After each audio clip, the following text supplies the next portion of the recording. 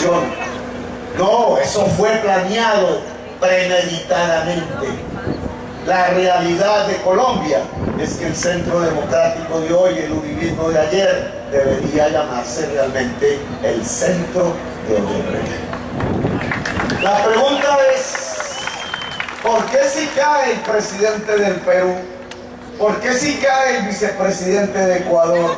¿Por qué si cae el expresidente de Brasil? ¿Por qué si cae el presidente de Panamá? No cae la mafia colombiana. Y la respuesta es, en ninguno de esos países el régimen de la corrupción había logrado tomarse tanto el Estado y la política y la sociedad como en Colombia. Por eso no caen. Y no se trata de construir una venganza, se trata de plasmar una realidad a la que estamos enfrentados hoy. Porque esa realidad de un régimen corrupto tiene una base económica. Algunos de mis compañeros, incluido yo mismo en mi vida política, nos hemos puesto como congresistas, como parlamentarios, como dirigentes políticos a pensar y a hablar y a discutir en los foros, etcétera, cuáles son las reglas, cuáles son las normas que pueden acabar con la corrupción en Colombia. Se hizo la Constitución del 91, se han hecho no sé cuántas reformas políticas, la última hace muy poco. Hemos llenado de normas la actividad política.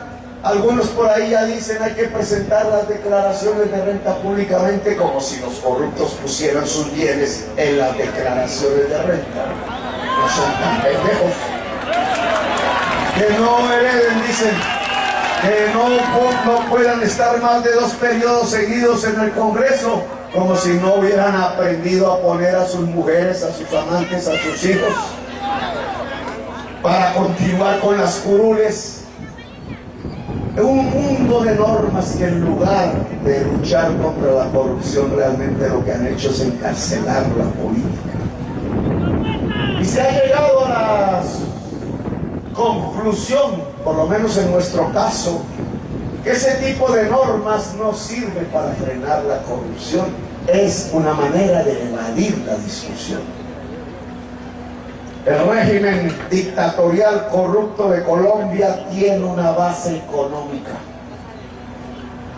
Preguntado a un viejo dirigente liberal colombiano de hace decenios, muerto hace mucho, Manuel Murillo Toro, le decían radical, los radicales liberales en nuestra historia, sobre por qué había corrupción en Colombia, cuando en realidad en esa época era mínima comparada con la que hoy. Decía es que la corrupción tiene una base en la estructura social y económica. Traída esa tesis, que me parece correcta, lo cierto es que la gran corrupción colombiana, la gran dictadura mafiosa que domina el país, en lo local y en lo nacional, tiene una estructura social y económica. Y es ahí donde hay que actuar en primer lugar. Yo la he dividido, para ponerlo en términos más coloquiales, en las estructuras económicas que se pueden dividir en dos: la de los dineros fáciles y las de los dineros trabajados. Los dineros fáciles, cuando de pronto alguien se gana el baloto y no sabe qué hacer con ello, lo primero que se le ocurre, entre algunas razones, es comprarse un Ferrari, un Lamborghini, o invitar a una reina de belleza a comer, o ponerle grifería, oro a la grifería del baño. No se le ocurre ponerla a producir. Los dineros fáciles lo que ocasionan en una sociedad es una especie de competencia rapaz por la captura del billete. Porque a nadie le costó, es fácil. De pronto llegó como si cayera del cielo enormes bultos que antes tiraban las avionetas. Recuerdo allá en las corralejas de Ciénaga de Oro.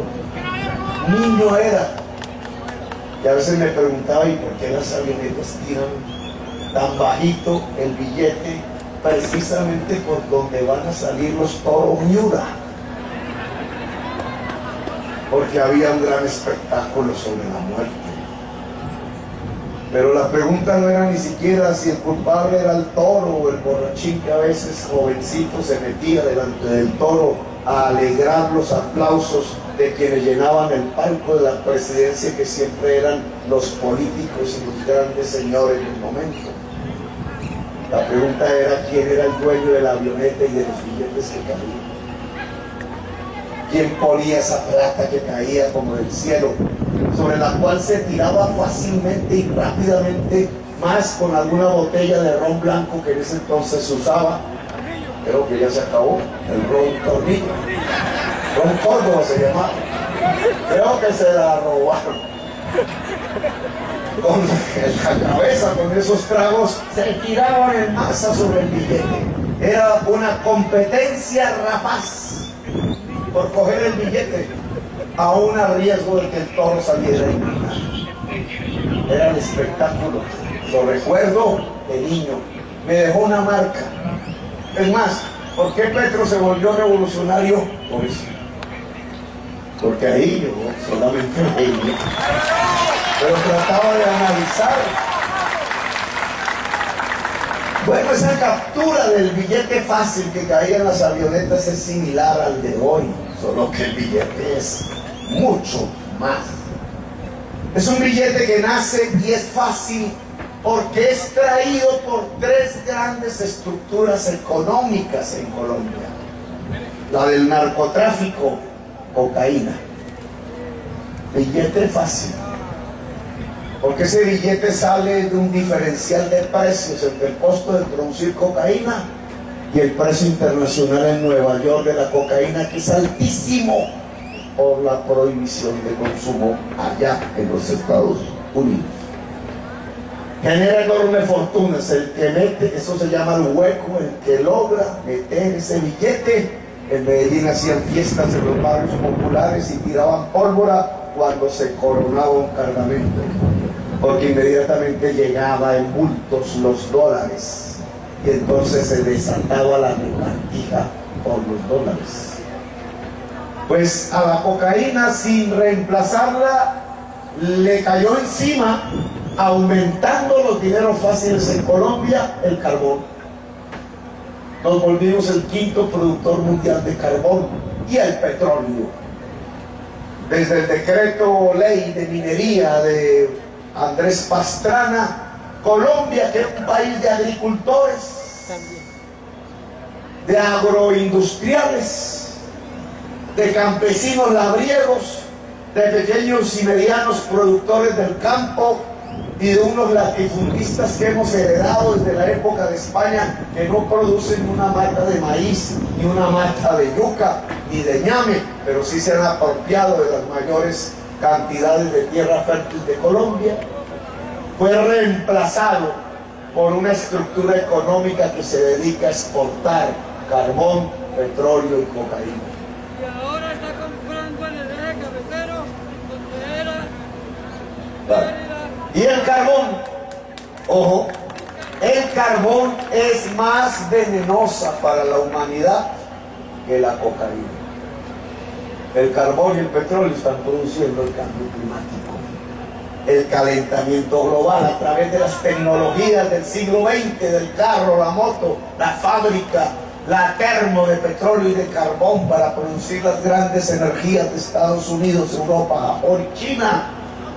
Las grandes cantidades de gases que se arrojan a la atmósfera han terminado haciendo crecer la temperatura promedio del planeta, que aparentemente insensible para nosotros cambia completamente el ciclo del agua mundial en grandes proporciones, derritiendo hielos, evaporando mares y ríos, generando grandes nubes de vapor que se estrellan contra las cordilleras, produciendo torrenciales aguaceros, más fuertes huracanes, desertizaciones en masa, sequías profundas, inviernos que inundan en masa.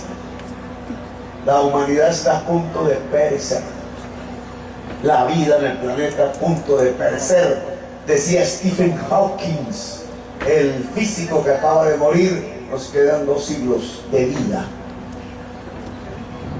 Y las acciones a tomar son de ahora. ya dentro de 50 años no sirve para nada.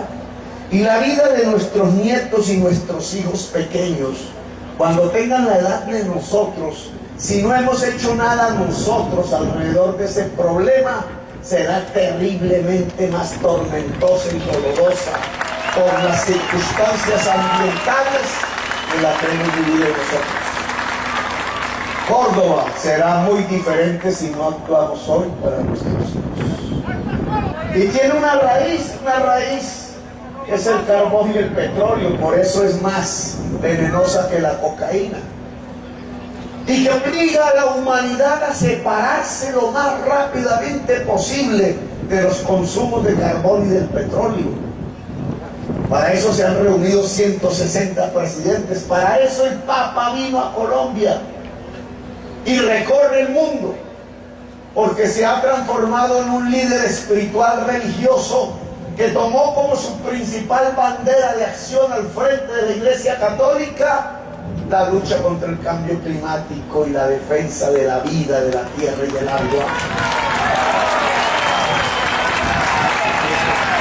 Y fíjense, en medio de esa humanidad que lucha por la vida, con tantas figuras rutilantes tratando de mencionarle a la humanidad, ojo que nos tocó actuar ya, y es la vida el eje rector, desde el físico y ateo Stephen Hawking hasta el Papa Francisco, religioso y jefe de la Iglesia Católica. Todo ese espectro de gentes políticas, científicas, sociales, religiosas, pueblos del mundo entero reunidos para decirle a la humanidad: tenemos que alejarnos del carbón y del petróleo para encontrarnos en Colombia una casta política que ha desarrollado la corrupción a la máxima estancia, precisamente porque basa la captura de las rentas y de la corrupción sobre las regalías que salen del carbón y del petróleo.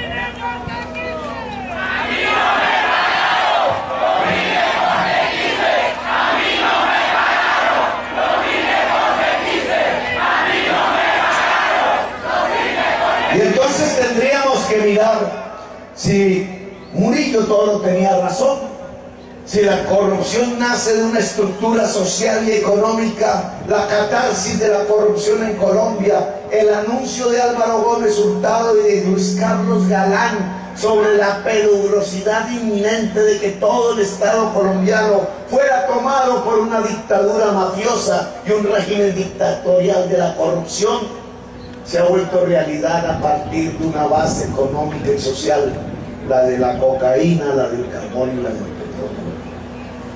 Por tanto, si alguien quisiera decirnos cómo en Colombia podemos luchar con eficacia contra la corrupción, podemos pasar la página de la historia de esa dictadura de la corrupción y construir una democracia transparente, tendríamos que decir que hay que cambiar primero las estructuras sociales y económicas del país, y tendríamos que decir que ese cambio tiene que ver con alejarnos progresivamente del carbón, del petróleo y de la cocaína, y tendríamos que decir que para provocar esa transformación en la historia de Colombia hacia una sociedad productiva del saber y del conocimiento, tenemos que hacer un cambio político en las próximas elecciones. Y entonces traigo otras voces antiguas, las de Jorge Eliezer Gaitán, las de Jaime Bailma. Ambos en épocas diferentes dijeron: señores de Colombia, pueblo colombiano, la paz es justicia social. Eso dijeron ellos hace décadas. Ambos murieron asesinados, al parecer.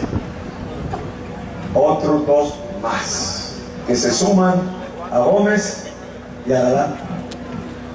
Y ese mensaje que tenía que ver, la paz se construye con justicia social. Tratemos de articularlo a este tema de la corrupción para tener un programa político coherente.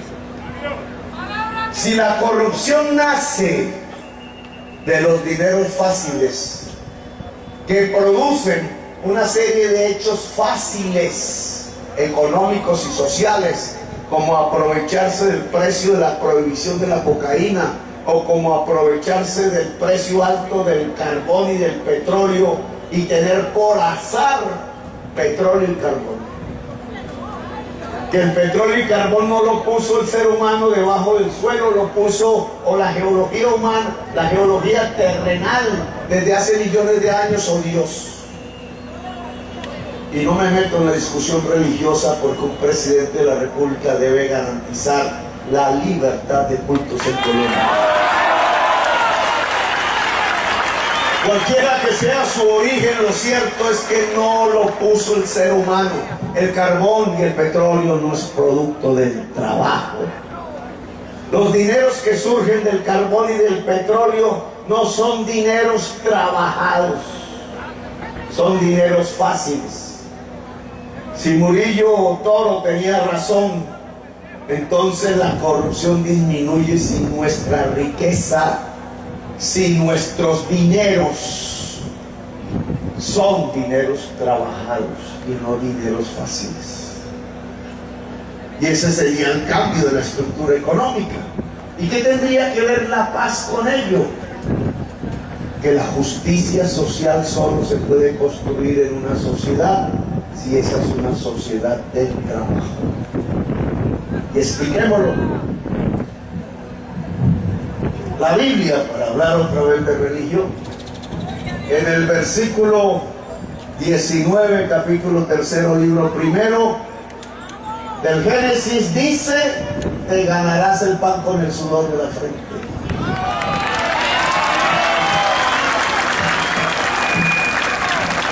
El pan es la riqueza. La riqueza no es como ardida lule, no es el boato, no es el lujo estrafalario, no son las grandes fortunas del mundo. No, la riqueza es lo que todos somos culturalmente, nuestro buen vivir, si es que lo logramos alcanzar. La riqueza en general es un buen vivir de la sociedad. Ese buen vivir se logra, esa riqueza, pues con el sudor de la frente, es decir, trabajando. Riqueza y trabajo van de la mano. Y la justicia social, que es la superación de la desigualdad social, de la pobreza, de las carencias materiales, es decir, el enriquecimiento de la sociedad en general. Entonces la justicia social tiene que ver con el trabajo en Colombia. Y si Gaitán y Gate mantenían razón, la paz solo puede nacer de la justicia social, es decir, del trabajo en Colombia. Y entonces aproximémonos a lo que es el trabajo en Colombia versus a lo que es la corrupción y la captura de los dineros fáciles que nos ha traído el carbón, el petróleo y la cocaína. El trabajo en Colombia tiene unas condiciones. Allá en Los Palmitos Sucre veíamos una señora vendía arepas de huevo. Y le preguntábamos a la señora de la arepa de huevos cuáles son las condiciones para vivir vendiendo arepa de huevo.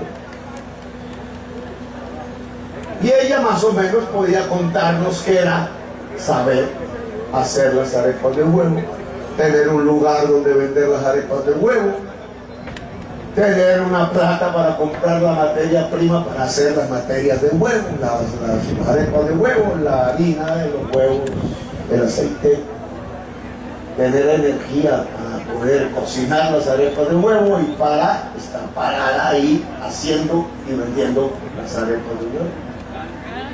Y ya, ese es un trabajo. Casi en cualquier otro trabajo y costumbre y arte de la gente, ustedes encontrarán esas 5 condiciones. Las condiciones para trabajar son saber, tener capital, espacio, energías físicas y tecnológicas. Y la pregunta que uno tendría que hacerse en términos de por qué en Colombia ganaron los dineros fáciles sobre los dineros trabajados.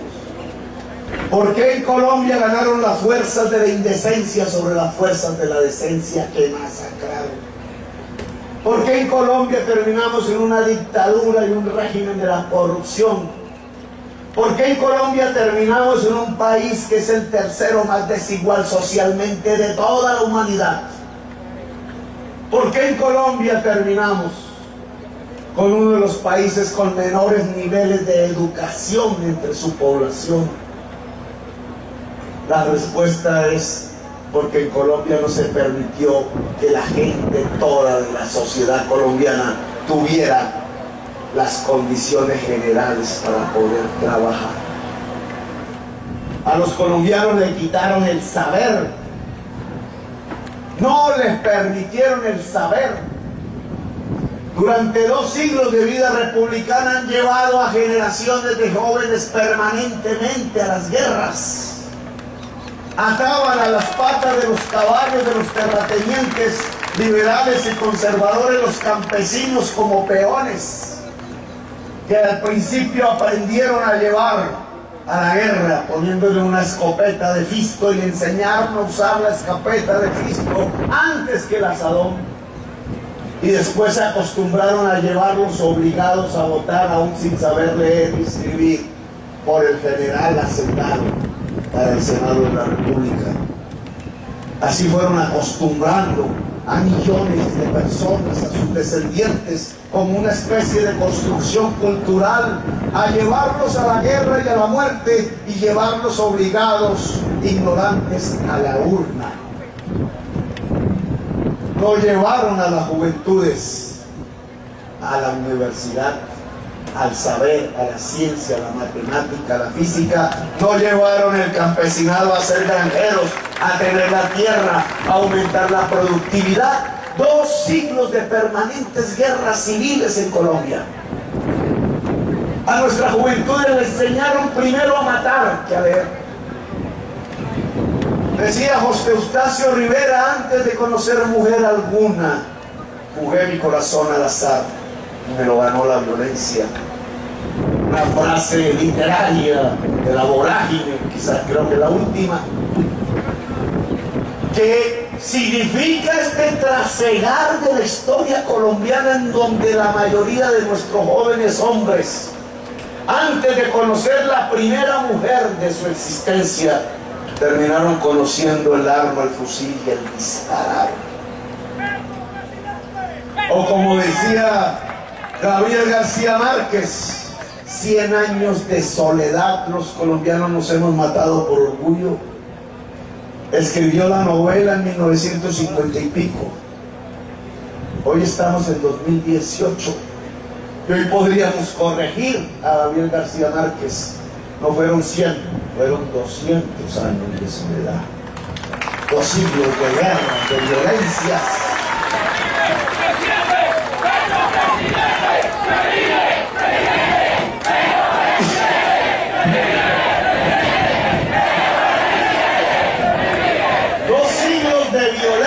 Que cruzaron también por Córdoba, no creamos que no.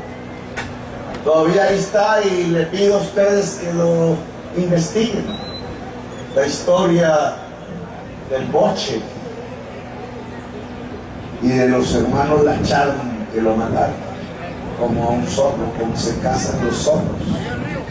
El Boche era el organizador campesino en los años 30 y 40. Inmigrante italiano era él. Juana Julia Guzmán,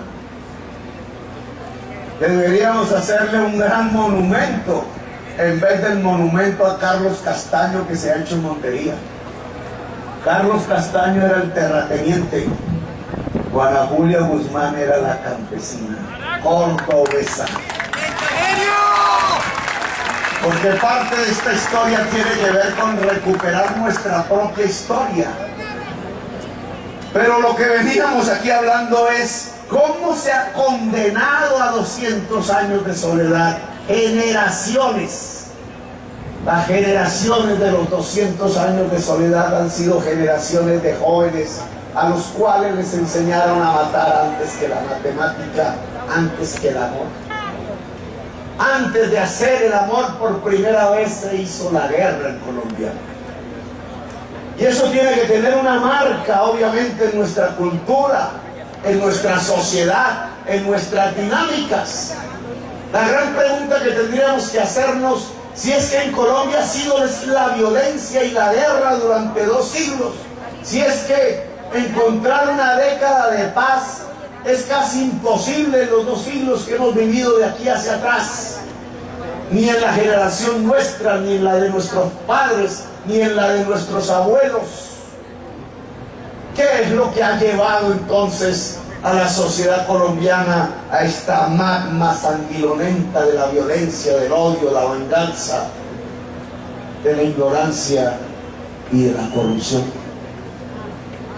Creemos que así nos podemos sostener como sociedad en los tiempos que están por venir en el siglo XXI. ¿O es necesario producir el cambio ya? Lo que nos ha llevado a este estado, a esta situación, lo que explica estos 2 siglos de soledad de una violencia, es una capa en el poder. Es el poder en Colombia. El poder en Colombia ha sido monopolizado por unos grupos familiares que se heredan por linaje ese mismo poder. Por eso ustedes pueden ver un linaje de los Lleras hacia atrás, y hasta descubrir que un Llera, siendo alcalde de Bogotá, expulsó a la novia de Simón Bolívar, Manuelita Sáenz, de la ciudad, porque era ecuatoriana, porque había sido la novia de Simón Bolívar. Ustedes pueden descubrir en los linajes hacia atrás cómo los Ospinas tuvieron un general de las guerras tantas, y cómo los López, y cómo los Santos, y cómo los Duques, que aunque no tiene presidente en su linaje, ha participado en casi todos los gobiernos de linajes familiares que se apropiaron del poder, no por el gusto simple del poder, no porque se creyeran que la palabra república puesta en el nombre de Colombia era una mentira, que debió tener más bien el nombre de una monarquía, que es así, son hereditarias. No porque creyeron que el esfuerzo de nuestros libertadores había sido inocuo y que simplemente lo que había que hacer era ponerle otro color a la bandera amarillo, roja y roja de España por una franja azul. No, es porque alrededor de quedarse con el poder usaron no el cerebro de la innovación como lo usó Hobbes o lo usó Gates, sino usaron la mano, el robo, el bolsillo. Es una clase que hereda el poder para apropiarse de los recursos propios, para gobernar para sí mismos, para olvidarse de su pueblo, para mantener un régimen de privilegios que ha conducido a Colombia a ser la segunda sociedad más desigual del planeta Tierra. Es un poder egoísta, es un poder dañino, un poder cimentado sobre el fusil y la ignorancia, sobre llevarse al pueblo no a la universidad, sino a los campos de batalla. El de llevar a la juventud es primero a las guerras que al amor o que al saber. Por eso hoy el 60% de la población colombiana no terminó el bachillerato. Por eso hoy el 90% de la población rural de Colombia no terminó la primaria. Por eso en Corozal, de cada 100 jóvenes que salen de los colegios públicos, 80 no ingresan a la universidad. Por eso hoy en Corozal la tasa de mortalidad infantil es el doble de la de Colombia. Pues aún. Por eso hoy, entre otras razones, la tasa de mortalidad materna, la de las mujeres que se embarazan, que están embarazadas y que por falta de atención médica mueren, es el doble que el promedio de Colombia. tasas de las cuales y frías estadísticas de las que podríamos hablar más y más. Es la historia triste de la pobreza, es la historia triste de la desigualdad social, es la historia triste de perder las condiciones de poderse ganar el pan con el sudor de la frente. Y volvamos a Nuestra Señora de la arepa de huevos. Esa es la historia de 2 siglos. Esa historia de 2 siglos implica que a los colombianos y a la